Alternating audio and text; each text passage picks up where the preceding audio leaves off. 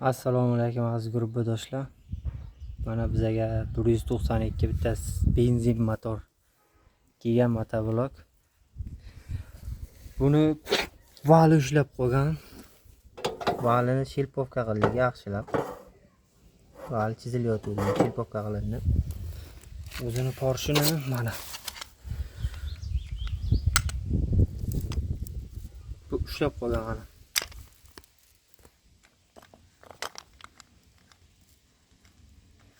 Bu yog' yo'qligi sababi yog' yaxshi bermagan, yog' ichida kam bo'lgan. Ushlab qo'ygan. Vali chizilib ketgan. Chizilyapti. Bunga endi bitta mana yangi shatur, yangi porshin qo'yamiz. Shatur ushlab qo'yganda vali. Polni yangi qo'yiladi endi bunga. Hammasini titib tashlaganmiz. Hozir xudo xohlasa yig'ib bo'lgandan keyin bitta video qilib qo'yamiz buni.